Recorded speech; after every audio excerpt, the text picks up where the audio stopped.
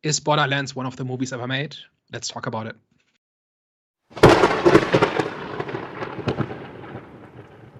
Hello, everyone. Welcome back.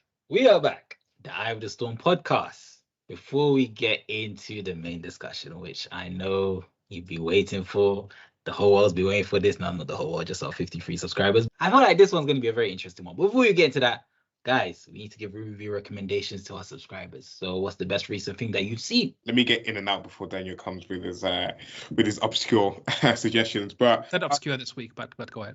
Okay. So I finally watched Furiosa, the new Mad Max movie that came out this year. I was on parental duties when it originally came out, so I didn't get a chance to see it in cinema. But I thought it was like quite good. A lot of good performances in there. Really enjoyed the story. Really enjoyed the cinematography and the way it was shot, and the kind of abstract storytelling, the elements that it had in there, and the way it used some of the shots to sort of symbolize time passing and stuff like that, for example. But it was good, really good action in there. Again, really good characters in there. I know it was probably a little bit mixed when it came out in terms of the reception, in terms of how much it really added to the lore of Fury Road, etc. But I enjoyed it enough as a person that hasn't watched Mad Max Fury Road. So there's my suggestion for this week. So in our spoiler review, we kind of settled on it's a great movie except for the main character. Did you have a similar experience or a different one where Furiosa did not have much of a story that really drove the movie? I mean, I didn't dislike her character. I can agree that she probably doesn't have enough going on about her in the movie to really drive it forward. But from the minute that she's introduced as a little girl, just her mannerisms and the characteristics and stuff like that, I was all on board with it. I quite enjoyed her as the protagonist. Granted, she isn't driving anything really forward, to be fair. Because that was for me the weak point, where I didn't care about Furiosa's journey because it didn't seem like she had one. There were some cool episodes and scenes in there, but as a protagonist, there was not much going on. But it seemed to be pretty alone in that opinion. Maybe. Jennifer, what was your thoughts on it? I really liked Furiosa. I'm trying to remember what I said exactly, but I can't even fully remember, but all I do know that I really enjoyed the film, and I was surprised when it flopped in the box office. I don't know why it flopped. Honestly, that was one of the most surprising flops this year. I think so. At the end of the year, I think Furiosa will definitely be number one, not even top three. They would be number one most surprising flops of 2024. Yeah, I was really surprised at how little people care about Mad Max as a brand, because for me, growing up, that was one of the big classic franchises. Even though there weren't that many movies. Us getting 2 in one decade is kind of unusual. I think the last one was from the 80s. But for me, this is one of the big iconic names, right? So when people kind of just shrugged at a Mad Max movie, I was a little bit surprised. It's a name that I've always heard growing up, but never watched it. And when I watched Furiosa, I was like, oh, let me check out the other ones. And I was so shocked that the other ones came out in the 70s. I was like, to me, it seemed like the movies had come out in the 2000s and 2010s and stuff like that. And I just maybe missed the train. But clearly there was a big gap between the last and Fury Road. So my best thing I watched last week was Late Night with the Devil, which is a 2023 supernatural horror movie. So it's been on my list to watch for a while. It wasn't in cinemas in my area, and it took a while to get to streaming here. So I just watched it this week. And I think it's a really interesting movie. I think it makes some not great choices, especially where it doesn't really try very hard to make the found footage thing really work, even though that's kind of the pitch. The ending is a little bit weird. But one thing I really liked about it was just, in general, it just flowed really well. I was really engaged from the first minute. And also it does this thing that I like a lot in horror, fantasy, science fiction, where there's kind of a metaphor going on, but it is also literal. And those two things kind of happen at the same time. So in this case, it's the idea of making a deal with the devil, where the main character has kind of made a deal with the devil in 4 different ways. And they all kind of collide during the story. One of them is literal, and the other 3 are kind of symbolic or thematic. But they all kind of come to a head at once. And that drives the plot, basically. And I thought that was really interesting. And even though it's a very flawed movie and it was apparently very low budget, and a bunch of the effects are pretty cheap, but I think on a character and a thematic level, it's really strong. And if you want to see a horror movie that has some interesting ideas, but that isn't just a series of cheap scares, and where if you can look past relatively cheap production values, then this is a really good watch. Yeah, I remember I watched it as well. I think there wasn't really anything that stood out to me, but I did like the film. I think it was competently made. It was just a good, solid Exorcist type of film. The ending was weird. I don't think I kind of drifted off a bit when it came to the ending because it was like I'm sure they were trying to be very like I forgot what the symbolism in that was or what the metaphor in that was. Yeah. Yeah, it was kind of weird. But yeah, in terms of just as a whole, it was definitely. Have they ever done that type of storyline before where they're doing The Exorcist on live TV. TV? Yeah. It must have, but I'm not aware of any. Okay, well, it felt fresh to me. So Yeah, but that's also the 70s setting, and like Yeah. the 70s were a time when interest in the paranormal was really at a high, and then you've got the talk show and you've got TV being a relatively new thing, so people don't really know what to expect from it, and the rules aren't as codified as they would be in later eras. So I think the setting is not just window dressing, it actually informs the story. And like there's the debunker character, and that is something that really emerged in the 70s as like a response to like fake psychics and mediums taking advantage of people, that sort of thing. So it's very much grounded in its time.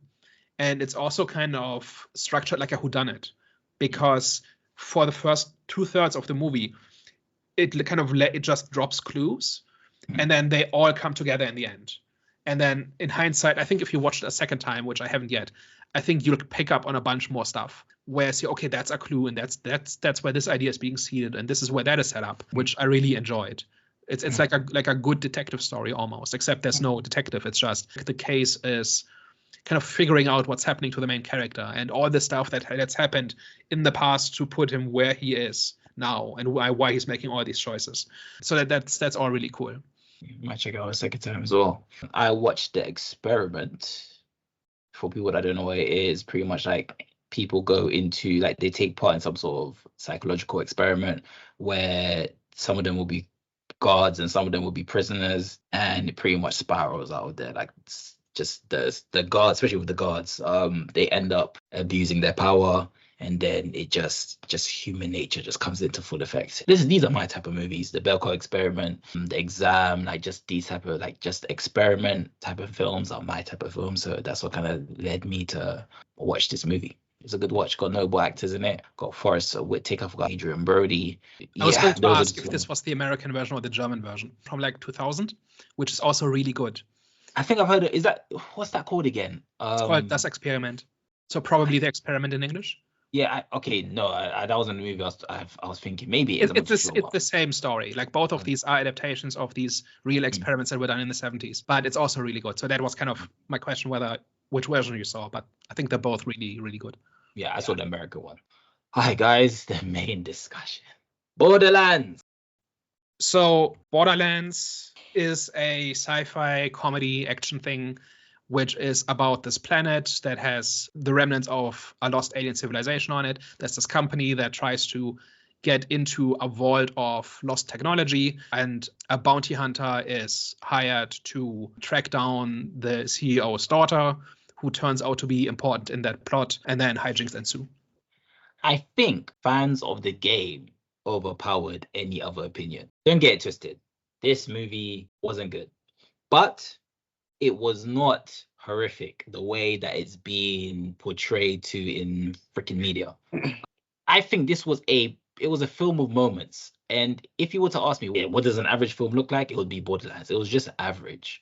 There wasn't anything spectacle about it. There was, like I said, it was a film, like the moments wasn't anything to do with the story itself. It was just mainly the fight scenes, which what kind of kept me like engaged. There were quite a few moments where I was on my phone. You know what it felt like at times? It felt like a group of characters spending a weekend together rather than going through a journey. Like there wasn't really a connection. It was just big actors saying their lines and that's it. And you would think me saying that it shouldn't have been average, it shouldn't have been rubbish. But the reason why I think it was average is because the action scenes were a bit fun. Do you know what I'm saying? So there was something about the movie which was fun. So I can't tell you to say it was rubbish. I think for me, it's gonna have to be an Imaginary or Night Swim. but this one, I wouldn't consider it a worst film this year or the way that everyone else has described it. I just couldn't feel a connection, an emotional connection between the characters or what was being shown to me. It just felt like we're jumping into scenes rather than watching a journey and watching individual journeys in a story. When you said it's like not a true adaptation, so I've never played the games, but I kind of like. I've never as well. I've just seen Oh, from okay. what people saying. From what I know, it's not a narrative heavy game compared to like some of the other games like Red Dead Redemption or like The Last of Us or something like that. So they're not really working with a great story that they can then just like then transform into a different media. But where I feel like they probably missed the mark is grabbing like the essence of it. So like Borderlands is meant to be like funny, humorous game, like lots of like sort of outlandish jokes. It's also meant to be like quite brutal as well in terms of like sort of I think it's like a lot about like the guns and like the gore behind it and like sort of blowing stuff up and like using all these like weird and wonderful like different type of weapons and stuff like that. And I feel like some of the complaints that I saw, which probably is a little bit valid, is that it was PG-13 and not R-rated, so you're not getting that feel of the game in the movie. But in my opinion, there isn't really much redeemable about this movie. Like, it's probably not a 0% movie. It's probably not that far. Again, this is meant to be a movie that's, based on a very humorous game, and there's like, I don't think I really laughed that much at all in this. I mean, I didn't hate all of the characters. I actually kind of thought that Tina was pretty okay whenever she was on screen. I actually did like, I think it was like Lillith, Cate Blanchett's character as well. I thought like she was like okay as well. I don't think she was like anything special. It wasn't really that funny. I wasn't really that wowed by the action in this really. And then the story is just kind of all over the place, if I'm honest. It's very predictable where it's sort of heading, and sort of the subverting expectation or sort of the kind of like plot twist that they try to do at the end is like the most predictable thing that you can do, and it's like literally hitting you over the head that what you expect to happen is not going to happen because it's like kind of like played over so much. The setting was like cool for the most part. Gave Mad Max type of vibes.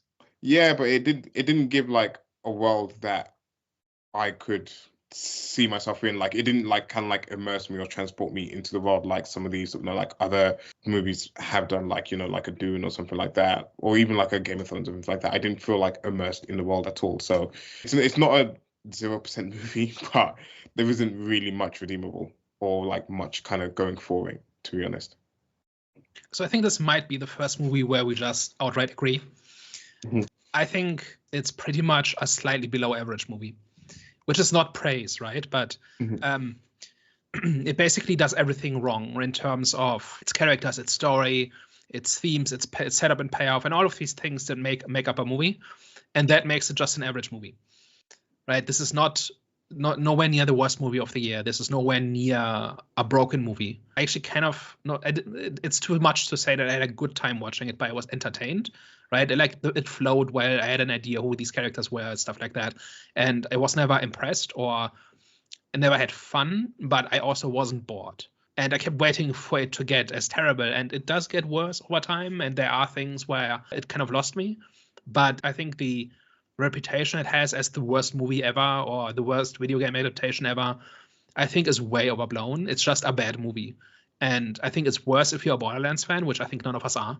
But it's not good, but it's not terrible. Come on, bottom line. It seems like we're in like an area where, because like I'm trying to understand the outrage that we received, and I feel like we just might be in a space where people are just like kind of like rejecting these poor adaptations of like whatever like medium that they're doing, whether it's like comic book or or video games or whatever. And there's also the element of like not really respecting the source material enough in this, and I feel like that's becoming too much of a trend in Hollywood, where you're having like these writers or these directors or whatever, and they're just like trying to put too much of their own spin or too much of their own ideas into the movies, and it just never seems to be for the benefit of it. Like, for example, like I've just seen for like the Yakuza TV series that's coming out, apparently Amazon recommended to the show writers to never play the video game, and you're doing a TV show about the Yakuza game. So it's just be like, what's the point? Why not just do an original IP and not attach the Yakuza name to it, essentially? So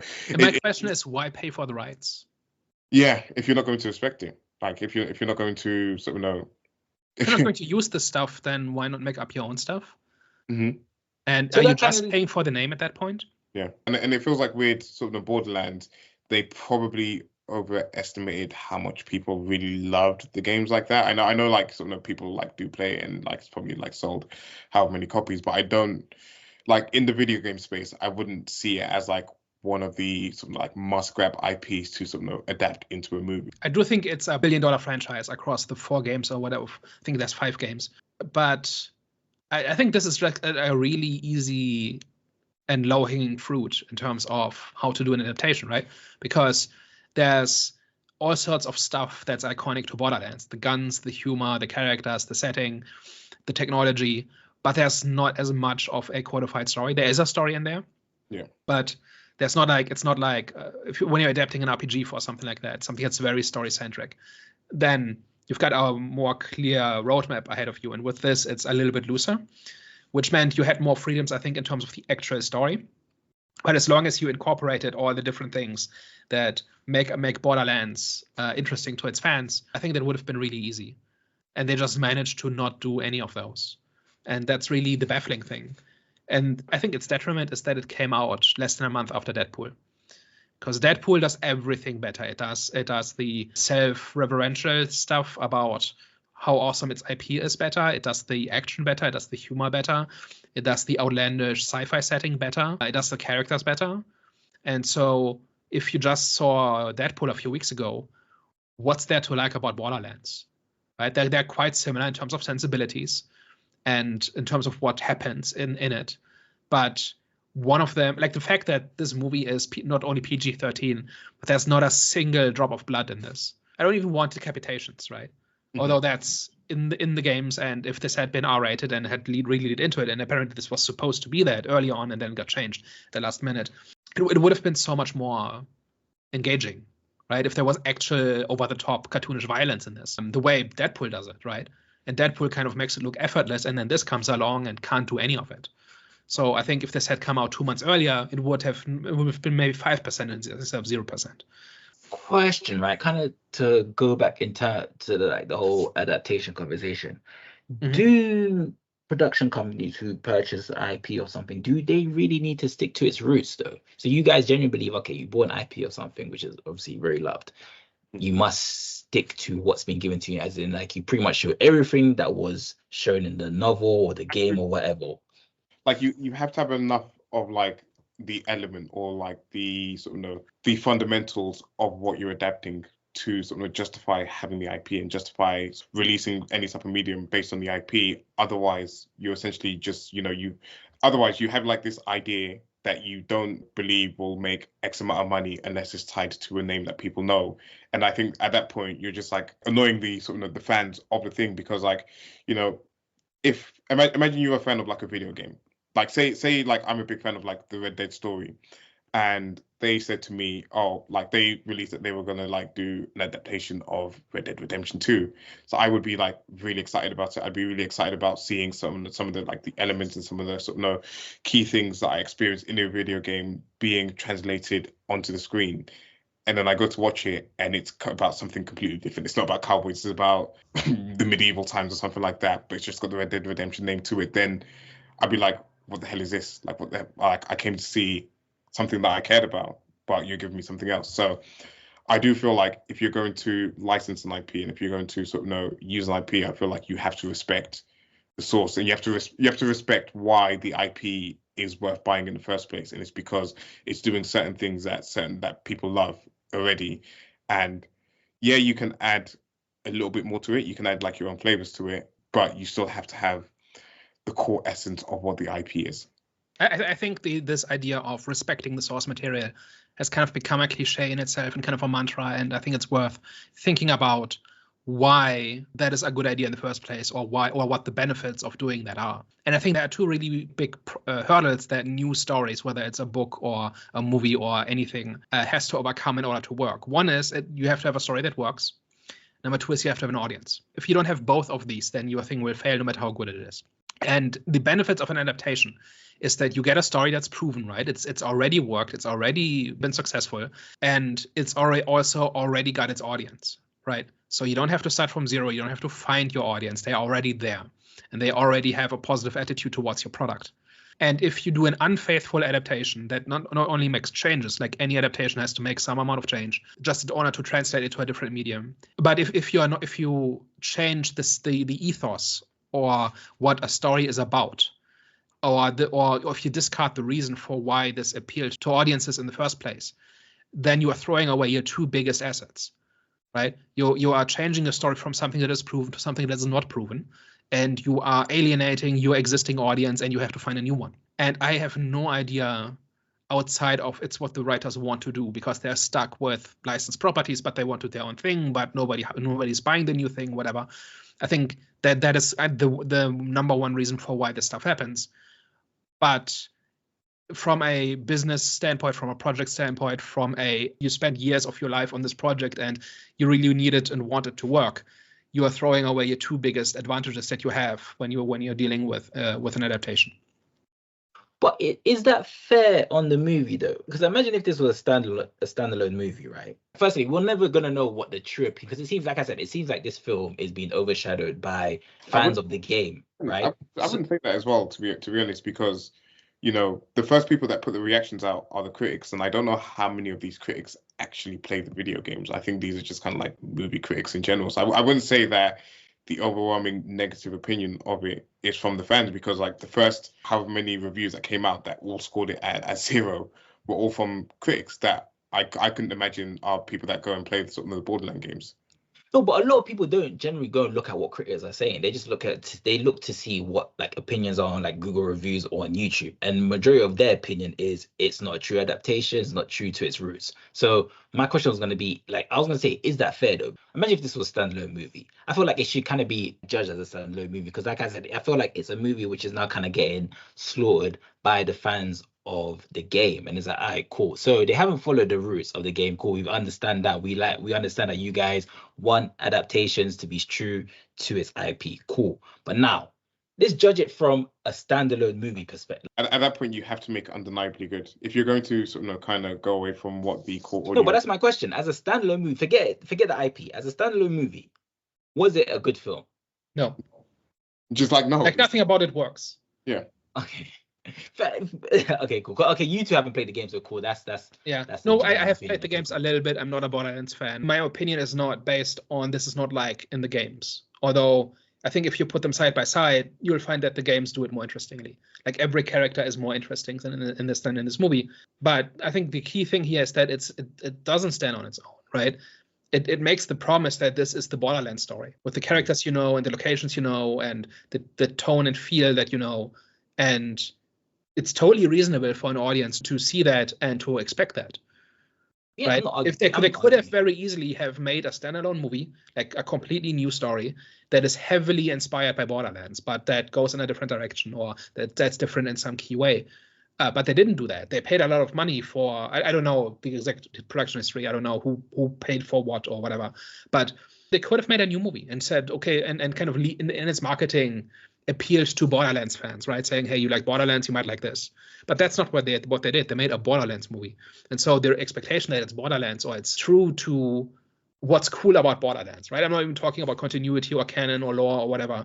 Just the idea that it captures the essence of Borderlands, I think is a totally reasonable expectation. I've got like two things here. Do we feel like too much of the sort of like budget of this was wasted on securing these like top name actors? And secondly, is this just like further fuel to the fire that people don't care about the sort of celebrities being in these movies anymore? Like it's no longer it's no longer a time where these like famous actors and actresses are able to just sort of sell the movies anymore, because you've got some top heavy hitters in here. You've got like Cate Blanchett, you've got Kevin Hart, you've got, what's the woman's name again? Jamie Lee Curtis is a big name. Jamie Lee Curtis. She was like, you've got like so many big names in here, and this movie barely made any money. So, is that like further evidence that the movie star, like this is the death of the movie star, or we're in the era of the death of the movie star? I don't believe so. I think the issue with this film is that they didn't put any thought into the casting. From when I'm seeing, what's his name, Jack Black. Mm-hmm. From when I'm seeing him being the robot, I'm like, how does that make sense? Like, you wouldn't have thought it was Jack Black, because like his voice, like obviously the robot's voice sounded like nothing like Jack Black. It sounded like it sounded very robotic. So it was like, I'm pretty sure you paid a hefty price to get Jack Black to play a robot, and people don't even know that's freaking Jack Black. That could have been played by anyone. So I think the reason why, firstly, I think they just didn't put any thought into the casting. Like, because apparently a lot of people say they try to overlook Kevin Hart being the main character. I don't know why, so I'm guessing I don't know who the main character is in the game, but I'm guessing it just doesn't fit the character's description, because that's what I've seen a few of those opinions say, look, we pretty much overlooked Kevin Hart being that character, and benefit of that of the film. But yeah, I just think they just didn't put any thought into the casting. Like I said, it seems like their thought process was, let's get a bunch of big names to bring in an audience. And it's like, no, like you need to cast people that you think suit the role. Like even, what's her name? Cate Blanchett. Yeah, her. Even though she's a remarkable actress, I've never really seen, like, I don't know, for me, I've never really envisioned her to play such a character. So I don't normally notice bad acting unless it's really bad. But like, as long as you can say the lines without sounding like you're saying lines, I'm okay. Like, it's better if there's a great performance that really taps into some emotional truth or whatever. But broadly, the quality of acting is a non-issue for me. And I could not stand a line she was saying. She's so terrible. She's just literally just standing in front of a green screen saying lines. Honestly, that's what I'm saying. Like, she just, the actors for the characters in the movie just didn't fit well. So I honestly don't think it has nothing to do with stardom, or if big stars still have the same effect as they did back in the day. No, I don't think it's got nothing to do with that. I think it's just they casted wrong for this movie. I mean, firstly, all of the characters in the game are like 30 years younger than what they are in the movies. Like, they're all okay.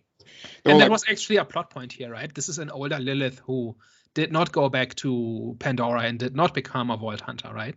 And then circumstance forced her to get back. Like she's not supposed to be 25 years old. Mm-hmm. She's supposed to be well into her career.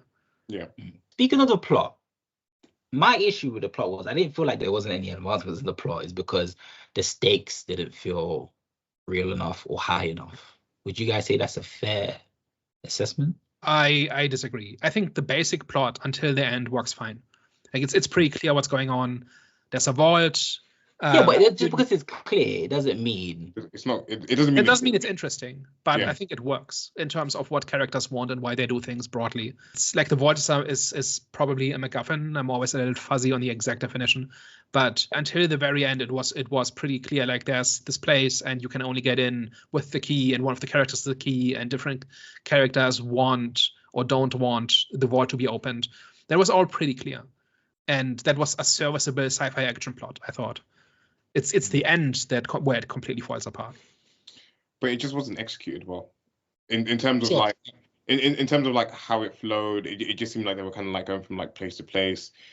I was very sure that like there was a point in the movie where I had to like double back and be like, is there a villain in this movie? Because I genuinely couldn't remember that they had like that whole like organization, and it didn't really even come across like they were like really the bad guys like that. And obviously you had the CEO who eventually ended up being the big bad or whatever, but it like you didn't really feel the presence like that in the movie, in my opinion. And yeah, it like again, like with a lot of the characters as well, the guy with like the face mask on, you didn't really get much of what his deal was. Kevin Hart's character, you didn't really get much of what his deal was. Essentially, I think they focused mainly on like Lillith and teeny tiny Tina, whatever like her name is.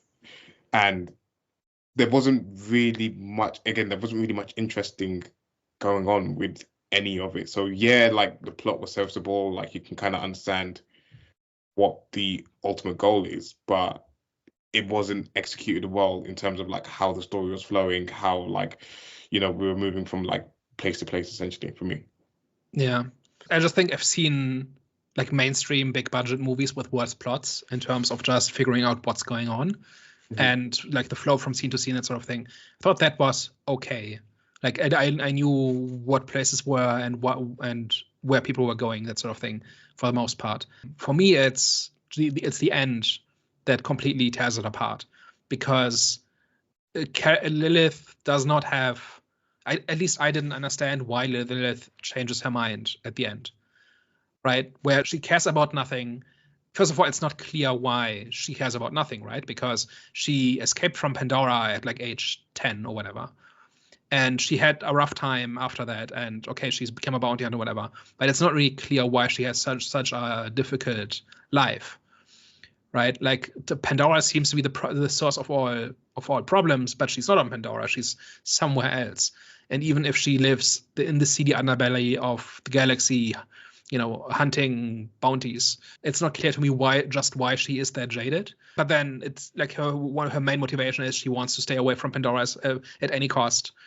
But then the villain dangles such a big amount of money in front of her that she has no choice, right? That she has to do it. But then she somehow sympathizes with Tina, right? Where she walks away from all of that, right? The only reason she's there in order to keep the vault key out of the company's hands, to the point where she then becomes the Firehawk in the end, or the Siren, I think. I'm stumbling here trying to summarize it because it's also nonsensical, right? I don't understand why she makes these choices and why she, there's no really, I understand she has sympathy for Tina, but why enough to completely overhaul her entire life and reconsider every life choice, right? There wasn't really a scene where I understood, okay, she's at this, she wants these two different things and she has to pick between one of them, and now she chooses empathy for Tina and for the people of Pandora as opposed to the payday. I thought that was missing entirely, and that should have been there. And question about Tina, because it kind of got me confused as well, what her purpose was when obviously you found out that she wasn't pretty much the key to open Pandora's box. So that's the vault, right? And you need 3 components to get in. You need 2 keys, and you need an Iridian, which is that species that lived on Pandora some time ago and that built the vault and that has all this amazing technology, whatever. And they got their hands on some Iridian DNA and then cloned them, and the product is Tina. And then she was raised in a lab with the purpose of one day she will open this vault once they found the other 2 pieces. But then it turns out that Lillith is also the key, which is strange. But basically that's what Tina's deal is, right? She was created for a specific purpose, and she was raised in a lab and just was essentially waiting to fulfill that purpose until she one day kind of had enough and kind of fled, and then the company tried to get its property back. That's basically what kicks off the plot. And then the company hires Lillith to get Tina back. That was one of my biggest issues. They made it so obvious that it wasn't Tina that was the special one, because she literally just kept saying how special she was, this and the other. And obviously you've got Cate Blanchett as Lillith as the main character in this, and then they started seeding in some stuff about her mother and this mysterious past and this and the other, and it was just the most obvious and predictable thing that they could do in that situation. Yeah, then maybe you can explain this to me, because I didn't get that at all. So why is Lillith the key, right? What exactly did her mother do to her to make her the key? Doesn't she have to be Iridian to be the key? Yeah. Is that explained? Does that make sense? I'm trying to remember if she was. I don't think her mother was her mother. Yeah, they said she was from a different planet, I think, or something like that. So I don't think her mother was actually her mother, but was acting as her mother in that situation, which is why she then sent her to Jamie Lee Curtis's character. And in that being is that she had the Iridian blood in her to be able to open the vault. Okay, so some people just have Iridian blood, and she's one of them by chance. But I can't remember if she was a clone or not. I can't remember if she was also. I can't remember if her mum was working on whatever, and she was a clone or not. I don't think she was a clone. I just think she was from a different planet. Okay. I think so. Okay, so that was not communicated clearly, but that also kind of invalidates the entire plot, right? If there's potentially thousands of people with the right bloodline, then why not find one of them? So what makes Tina so special? She tries to open the vault and it doesn't work, right? And so that makes again the whole thing moot, right? At that point, Tina has no value. She can just walk away. That's why I said what was her actual purpose then? But at the same time, it makes sense now because he thought, okay, cool, we scientifically made this person. They should be the key, so we're gonna keep them alive to fulfill their goals by opening Pandora's box or whatever. But obviously, that's a scientific creation didn't work. It requires someone that's actually from that planet to open it. And it was, what's her name? Yeah. But at that point, they could just walk away, right? Because Tina doesn't work. Who's they? Everybody. There's no opening the vault without all 3 components, right? Mm-hmm. So, and if Lillith can just fly away and everybody else has no value to the company, why is there still a conflict? She still has a connection with Tina, though. So that's all right, cool. Yeah. So that's her friend or whatever. So she's not just going to let her die. Yeah, but why does the company still want Tina? To use her as leverage. Okay, as a hostage. Okay, fine. I'm trying to understand, why did Lillith actually reveal that she could open the vault? Yeah, that's kind of my thing, right? Where just have them realize that Tina doesn't work, and nobody knows who the actual key is, and then what does this company have? Okay, no, sorry. Oh, so that's what you're asking. Sorry. So didn't he have her at knife point when she revealed it, or Maybe. Like Daniel's mentioning, is that if they then realize that like Tina isn't special and she isn't the one, then like Daniel said, everyone should actually really go home, and like Lillith doesn't need to reveal that she's the one that is actually able to sort of open the vault or whatever, and doesn't need to come in and swoop in and like save the day. So Start looking for the actual key again. Yeah, basically. So, or like they can go back to like creating a new sort of clone from the original blood. So the whole thing is unearned and doesn't. Like the whole thing about Lilith being the chosen one, right, does not matter for anything. Like it does. It's not the result of any choice that anybody makes, right? It just happens. She just happens to be the chosen one. Mm-hmm. At the same time, you could argue you never know what the villain's gonna do. So maybe she just revealed it because she said, okay, you know what, he could still kill her anyway. So let me just kind of reveal, even though you guys are right. Sorry, because I thought he had her at knife point or something, which triggered her to say that, but I don't think she did at all. I think she just revealed it. But I think Tina tries to open the vault, it doesn't work, and then Lilith reveals herself. Yeah. Right. Which she didn't have to do at that point. But guys, I still believe that this movie, unfortunately, was just overpowered by people who are fans of the game. Like as a standalone film, I do not think it's a good movie, but I think it's average, right? So why isn't this film a bad film that's described by other critics and etc.? I think this is the Acolyte all over again. I think this is a decade of frustration being vented all at the same time, and the target just happens to be Borderlands, right? Like with Star Wars, there's a decade of frustration about people not liking like what direction the franchise has taken, and then a pretty bad show comes along, and then it's the lightning rod for all the hate, right? And then that's also helped by the messaging and the marketing of the company and the statements of the showrunner and all of that. But the show is not as bad, right? I've not seen it. I've just seen clips and discussion of it. And it doesn't strike me as that bad. Like not something I would want to watch, but not that bad. And I think Borderlands is similar in that it's not that bad. But if you are frustrated with how Hollywood is treating your favorite stories and your favorite worlds and characters, and then something like this comes along that is such a mess from start to finish and just does everything it could possibly do wrong, then it's just the dam breaks and just everybody vents on it. And then you've got people profiting from it by making all these video essays about just how bad it is. And let's engage in this giant week-long act of catharsis about how this is the worst movie ever made and this is a betrayal of the fans and like this is the worst thing that's ever happened since sliced bread, whatever. I think that's what's going on. Question: the Fallout. What was the reaction to that? Positive. Was that true to its adaptation? Yes. So Fallout is the exact opposite of this. I think it's got story problems, but every frame and every scene and every character is not exactly off the page or off the screen, but it's clearly trying to feel like Fallout. So some of it is window dressing, but a lot of it is just given all the stuff that we know from the Fallout games. Every time they needed something, they went to the source material first and then adapted that as opposed to creating something new. And also the conclusion, which I thought was hot garbage, but it's true to the ethos of Fallout. Right, like the whole thing about the vaults and the social experiments and capitalism, run amok and all of that stuff. That's true to the ethos of the games. So if you're a Fallout fan, if you like anything after 2000 that's come out on Fallout, then the Fallout series kind of gives you stuff that you like. So it's the exact opposite to Borderlands. So the consensus is stick to the adaptation, stick to the material. Well, I mean, like, I think if you're making an adaptation, you should try to you shouldn't do everything exactly as it was in the source material because you can't, right? Because that kind of just creates an unwieldy mess that's not fit for its new medium and what you're trying to do. What you should do is should try to figure out what's the essence of this. Like, what's the cool factor of what you're adapting? Why do people like this? And then you've got the window dressing, right? You've got the guns and the creature designs and the costumes, whatever, the scenery.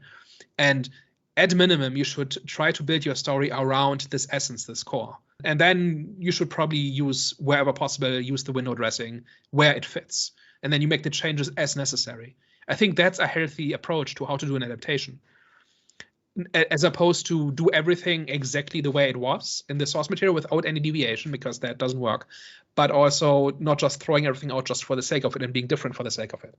Like the middle path is you try to distill it down to its essence and you build it back up in the context in which you're talking about, like whether that's a TV show, that's a movie, that's a game, whatever. Can I just jump in there as well? Yeah.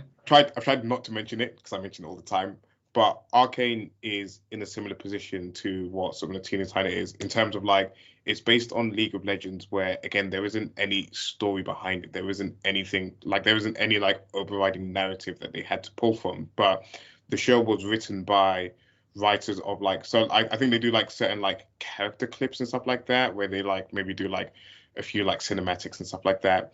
But the writers of the show were first-time writers. They'd never written the show before, but they were people that wrote for the game, essentially, or wrote sort of kind of like different characters into the game, essentially. And because they had such deep knowledge of the sort of the source material, because they knew the essence, because they knew like essentially what they were like wanting to pull from there, they were then able to create an epic sort of 9 episodes of a series. Again, like to emphasize, as first-time writers, because they understood what they were using. They understood like the essence of it, and then just somehow managed to tag on a brilliant story on top of that as well.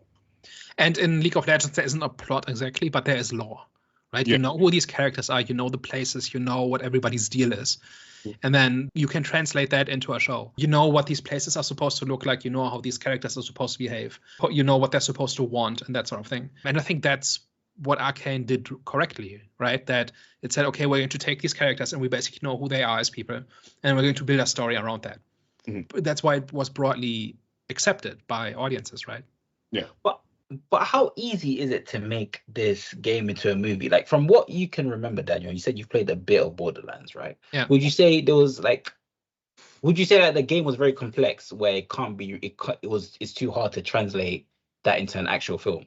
No, I don't think there's any challenges to adapting this faithfully.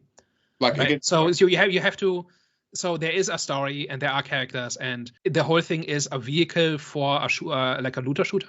But you know who the characters are, you know what the Vault is, you know what the Atlas Corporation is, and whatever. And I think the characters generally do have good characterization. The Borderlands games, like you can just watch like a character portrait of Tiny Tina, and you tell me if you have a handle on who she is, or Moxie, or Lillith, or any of these characters. This is not difficult, and it could have made a very simple, straightforward story about, like, you can even keep the same story, right? You like the obvious story to do is a bunch of characters are going on a treasure hunt to open the vault, right? And then there's the evil corporation who wants to get there first or whatever. You can do that, and it would have been a fine movie. I think that the basic plot of this is fine, right? Like the company has a plan to open the vault, and doing so crosses some line that people don't want or whatever. And so that's the conflict, right? It's about withholding the key from the evil company. There's a totally fine plot. You just need to do it properly. Ready Player One, I don't know if you've seen the movie, but it does that literal simple premise of there's this key that everyone wants, there's an evil corporation, and then you have like this like kind of like group of sort of small timers like going for it, and then they're just kind of going up against the evil corporation whilst trying to go for it. And it's simple enough and it works for the movie. Yeah, and then you hang like the violence and the jokes and the quirky characters and stuff on that basic plot. Like, this is not difficult. I don't think it is. I don't think there's any reason for why you couldn't adapt this. Like, this is not Song of Ice and Fire. This is not Dune. This is not anything that is considered unadaptable because it's so complex or out there or whatever. This is a pretty straightforward action adventure with juvenile humor and lots of guns. And this movie was missing all of those pieces. It's actually kind of impressive. Just to cut to the chase, there was no reason why this movie had to be this way. This is purely incompetence and meddling by executives or whoever is to blame for this. I think it's maybe created by someone. Actually, no. So it's either created by two types of people. The first type of person it could be created by was someone who's played the game before, really liked the game before, but they created a version which they wanted to see the game be like. So they wanted to see this version of Borderlands, so they showed it as a movie. Or by someone who's never seen the game before, saw the script, not knowing that this is actually its true adaptation, said, I don't really like this, let me change up a bit. So I think the picture that emerges from what I've read is that this was supposed to be a full-on R-rated, gory action movie that was a lot closer to what Borderlands was supposed to be. And then somebody came up with a draft and the executives panicked and said, "This is we won't make our money back. We can't market this. We have to redo this as a PG-13." Bloodless action comedy with everything made more generic so that as many people as possible see it, and that completely backfired. Right, that removed it from every distinctive thing it had. But I basically think that's basically what happened. What's confusing is that they should have seen all of these successful R-rated movies that have come out in the previous how many years. It's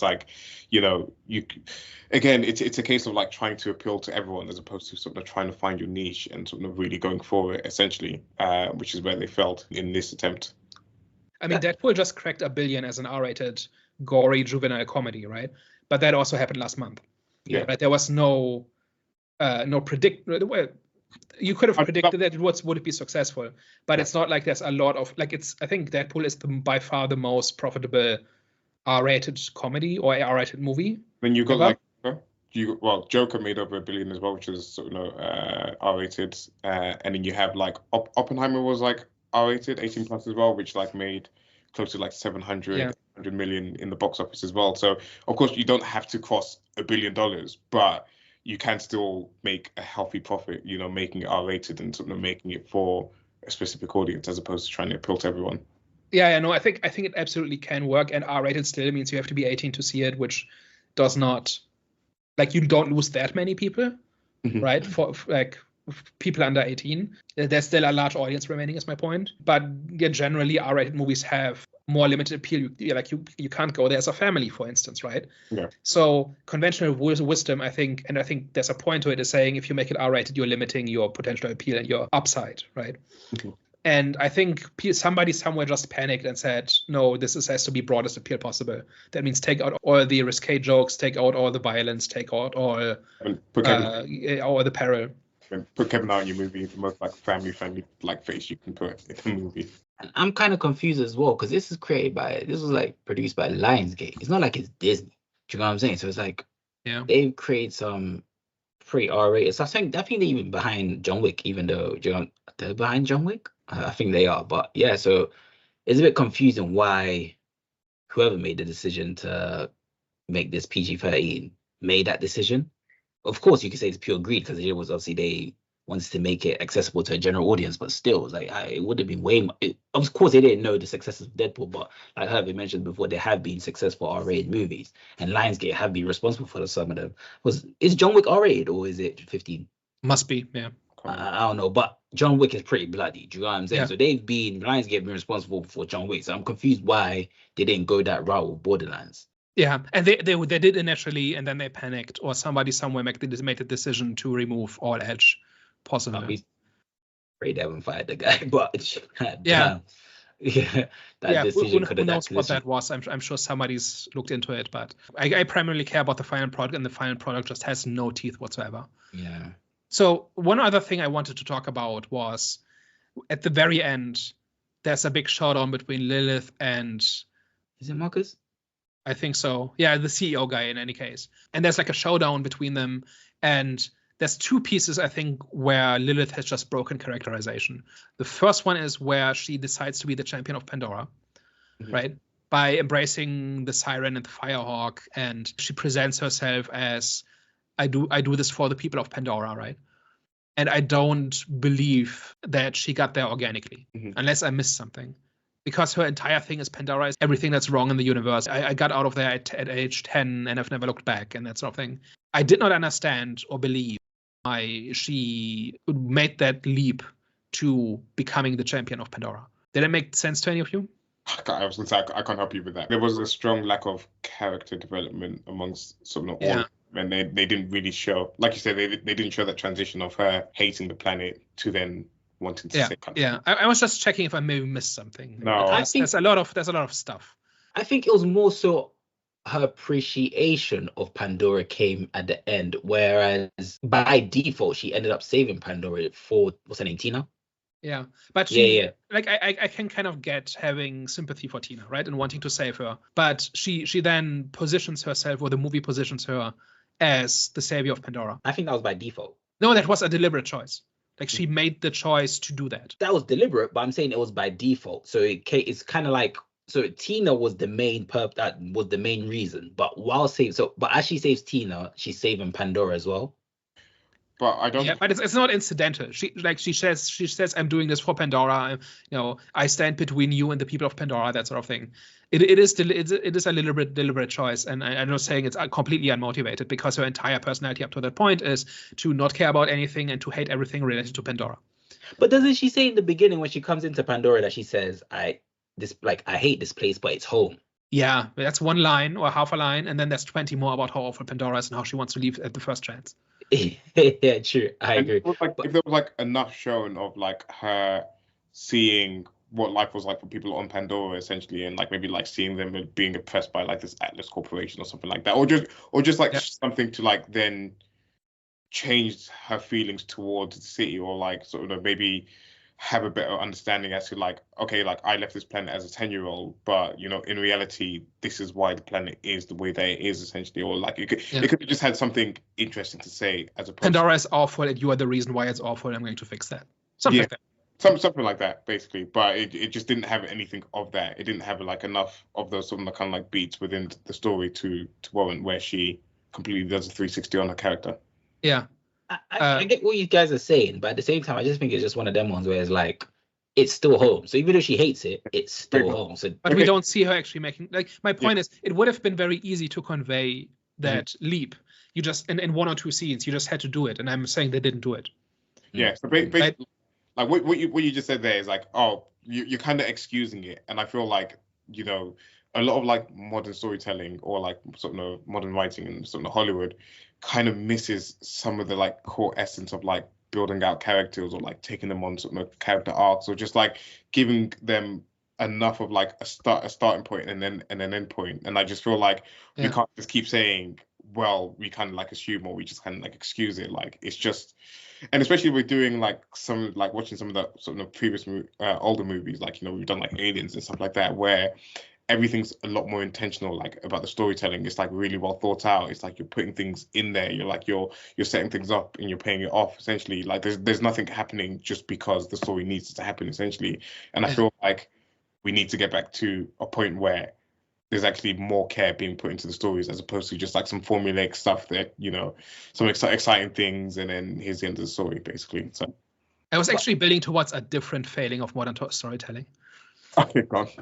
So then my second point is, at the very end, when they've made it into the vault and CEO guy is kind of just awestruck by all the possibilities and all the riches and whatever, Lillith teleports behind him and restrains him or something. I've already forgotten the details, but she says something like, "I always have something you don't, enough." And then she teleports away, closes the door, and traps him in the vault. And I think this is one of those things where they realize they have to end the movie and they've forgotten to put a message in there or some kind of substance, right? Something that the movie is about.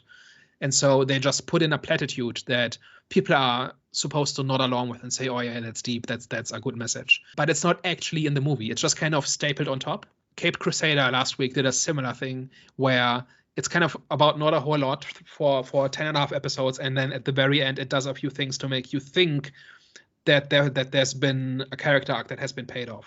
And you can check out that video for details. But like I've seen this a few times now in movies where they make like generic unmotivated crap, and then at the end they put in something that makes it seem like the movie's about something, right? In this case, that it's about being satisfied with what you have or not being consumed by greed or something. But that has not been the thing.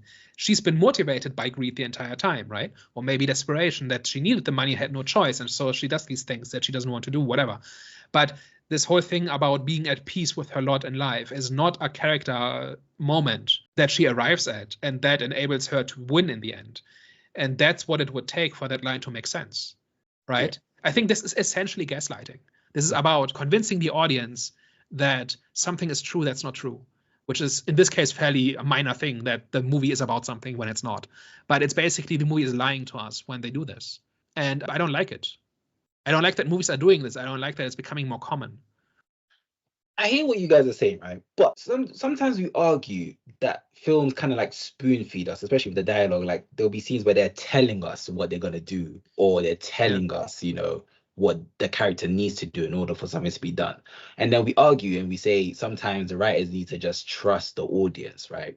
And I think the scene where she says, "I hate this place, but it's home," even though it wasn't as impactful or it wasn't as deep as Dave thought it was going to be, I still think that was a line that explained why she did what she did at the end. So I hear what you're saying, Daniel, but at the same time, it's like that scene, for example, it was a scene where I think they just wanted to trust the audience, because it kind of goes back to what Harvey was saying. It was like, if she's a girl that's left there at 10 years old and has spent the majority of her life not on Pandora, for her to then go back and say this is home is a bit wild, to be fair. Like it just doesn't. Not true. I don't think that's true, because like I'm from, like, even though I was born in England, I've only been DR Congo once. I'm still gonna say DR Congo's home.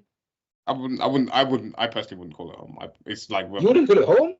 I wouldn't call it home.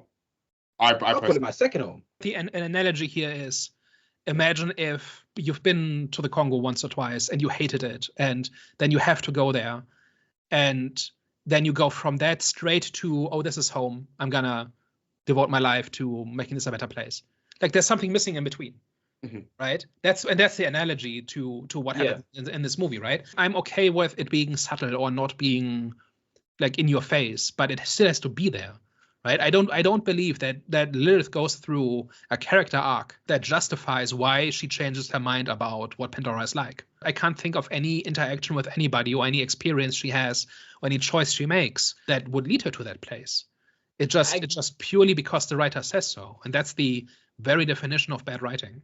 No, I agree with the character arc point that you made. I just think the reason why I understood what the writers were trying to do, because obviously with that line that she said in the beginning, so I was like, oh, okay, that line makes more sense now. So I'm trying to pretty much play Dee's advocate, where I'm trying to, say, okay, I can see what they were trying to do. Do you know what I'm saying? They were trying to trust the audience there by saying that one line to make, her decision at the end justifiable. But at the same time, you are right. Like there wasn't really a character arc to kind of like cement that decision, or just to cement her pretty much her being the savior of that place that she hates so much. So and what I'm saying is that's the whole job.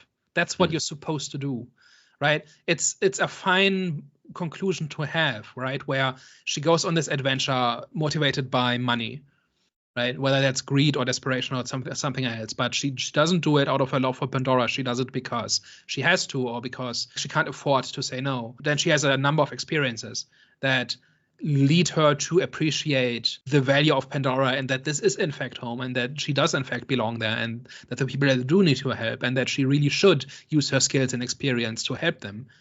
But none of that is there, right? If you actually go on that journey and you make that the story, then a character at the end, like if you really zoom out, I think that's actually a decent story here, right? Like it's a jaded veteran who comes home, comes to the place where her entire outlook is that this is a horrible place and I'm glad I got away, whatever, right? But then I realize it's not so bad and there's actually value in this place and whatever. Like there's a fine conclusion to have to this story. It's maybe whether that's a good Borderlands story is a different question, but as a story it's fine. There's just a giant chunk in the middle missing where it is justified why she comes to this position in the end. And then there's the second thing about I have something you will never have, which is enough. Like the rejection of greed has also not been her arc, right? Or like something along those lines, right? And I think it's just purely stapled on to the end so that people walk out of the theater thinking the movie is about something. But it's not, right? And it doesn't have to be about this. But given that they are saying this is what it's about, then it should actually earn it. And it didn't. Right? And that's just my point. Yeah. No, I can agree with that. All right, guys. I think we are at the time of... Oh, is that one of... Do you have one more thing, Daniel, that you wanted to bring up? No, that's it. Okay. Like we could talk about a bunch of story stuff and whatever, but I don't think there's enough interesting there to actually talk about it. Mm-hmm. I think like the reaction to the movie is the only thing that's really interesting. Yeah, that's why I just don't think the reasoning for why it's such a bad movie is right. I just don't think it's warranted, but it is what it is. I think just to add to like your last point that you mentioned there as well, Daniel, is that in these kind of like team up movies where you have like multiple like characters in one, or this like kind of like ensemble team or whatever, you normally have like those like kind of like down times, or like those like times where like maybe like they're around the campfire or something like that, where you're able to kind of get a lot of like that character development in, or you're like kind of like able to like maybe like insert sort of like certain things in there. And it just makes me feel about such a waste of potential, because you know you have like this person who's meant to be like one of the crazies, or he isn't part of the crazies anymore, like the guy Psychos. Yeah. He's meant to be like one of the psychos essentially, but he isn't like part of like that group anymore. He's part of like this group and whatever. And you could have like maybe used that opportunity to learn a little bit more about him whilst educating sort of, you know, Lillith about like life on this planet and like some of the difficulties and stuff like that. And I feel like that's probably I can't remember a point in the movie where it's just the characters kind of like having that moment where they're bonding, because again, it feels like there's just a bunch There's no time. There's just like we've got explosions to get to. No, literally. And it just like ends up being a bunch of like different characters just kind of pulled together. You never really feel like they're really part of a team. You never really feel like they really care enough about each other at all in this, which is, again, it's probably one of the bigger letdowns of this as well, considering it's a Guardians-esque type movie. And you can weave this into the story really easily. Like you can have a big action scene where maybe some villagers are involved, and then Lillith is confronted with the reality of what being an average person on Pandora is like, and maybe she makes maybe she lets the villain get away in order to save a villager or something, and then beats herself up about it because the mission is the important thing, but she can't shake the idea that it's the people that matter, or like something, right? Yeah. This is very easy to do. Like it would be trivial to sprinkle this stuff throughout the movie. And it doesn't hurt the comedy tone as well, because like a lot of good comedies have like good heart in them as well. Like there's like a good kind of like story in them. Deadpool did it. Yeah, that literally Deadpool just did it like a couple of weeks ago, where you like insert some heartfelt stuff in there, and then you can get straight back into like telling your jokes and like trying to make the audience laugh, which this movie did not do whatsoever, which is crazy. Yeah. All right, guys. Sorry, just one thing. I know you're like saying that like, people like really didn't like this movie. In my theater, I counted 6 people that walked out of this movie. Granted, it was a group of guys that probably the movie maybe wasn't really for them, but a group of 6 guys, and I think there was like another couple that like left as well. So like, yeah, there's actually one person that walked out my one as well. Yeah. So if 6 people have walked out of my cinema, you would have been at -1 person in the cinema. So there weren't even enough people there for a walkout. No, mine was surprisingly busier than I thought it would be, to be fair. Mine had quite a few people in there. I ended up being sat next to someone. Sorry, this is just like kind of like whatever. I ended up being sat next to someone. Like I always hate when like I book my cinema seat, and if I'm like going by myself, I'll like book an awkward seat so that I know that I'll be sat next to no one, and like turn up and there's like someone sat next to me. I always hate that. But all right, guys. So I've just one more last point to make. So one of the big existential crises I had this year was when I saw that Madame Web had made $100 million. Because that movie is just not even a movie, right? It's not even bad. It's not even not what it could be, right? It's just not a movie, and it still made $100 million, which still wasn't nearly enough to make a profit, but it's still $100 million, right? I'm very pleased to see how strongly this is being rejected. Right, it's currently, I think it made $8 million in the first weekend, and as we're recording this, it's up to 16 against $120 million budget. So for once, people are actually like looking at this and making a choice and saying, no, actually, I'm not interested in this. Like, show me something better. And I think that is one upside, right? Like, I think people should be much more discriminating in terms of what they give their money to. And I think good work should be rewarded and bad work should be punished. And all too often the bad work doesn't get punished. And as a result, we get more bad work. And this time it's actually getting punished by a big margin. I'm actually sure Madame Web only made 100 million because everyone predicted it to be such a big car crash that everyone had to go see how much of a car crash it was going to be. I feel like it was just like this hype behind how bad it was going to be, which is and because it's connected to Spider. And it's connected to Spider. I actually think a big factor in that was it's an MCU movie, right? So people went to go see it. Sony, but we're not going. No, that people thought it was MCU. Yeah. Oh really? Oh. Right? Okay. No, I mean like half the actors thought that was an MCU movie. Oh yeah. Oh, yeah, I Right. remember you saying And, that. and like there are many people, just casual moviegoers, who say, yeah, well, I've seen the other MCU movies, I'm gonna see this one. I hear it's not that great, but how bad can it be? Right? I think that's part of it. And this whole completionist thing, or I've seen all the others, I'm gonna see this one or whatever, that just encourages these people, right? And by these people I mean the studios, right? So I was genuinely upset that Madam Web made that much money, because it shouldn't have been a surprise to anybody just how bad that movie was.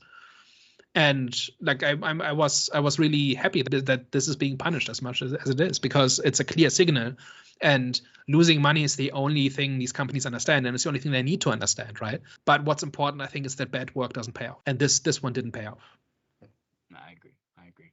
On to Alien Romulus next week, which, Yeah, if it recaptures the essence of the first two movies, because I know, Daniel, you've seen all of them. I think, Jonathan, I don't know if you've seen like some of the other ones as well, but you said that it kind of lost its way. So I saw one first reaction out of the theater reaction, and it was positive. So we will see.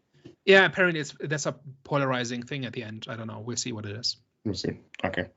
Cool. Ratings and why? I will say not much to enjoy. I wouldn't even call this like a fun summer blockbuster or anything like that, where it's just like, it's not even like a go to the movies and switch your brain off type of thing. I just don't think that there isn't much entertainment factor or entertainment value in this to even warrant that. So I would give it a 2 out of 10 for that case. Damn. Me, I am gonna, even though I said it is an average film, I'm gonna give it 4.25. So I'm gonna agree with Daniel when he said it was a slightly below average film. I think that's what he said. I'm sure that's what he said.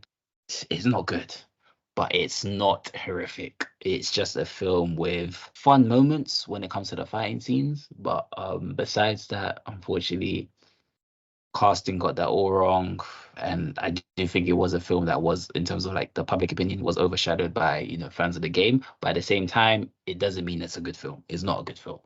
I don't even know if I'd recommend you to go watch it. I'll probably say wait till it comes to streaming. Honestly. Say watch on streaming either. Yeah.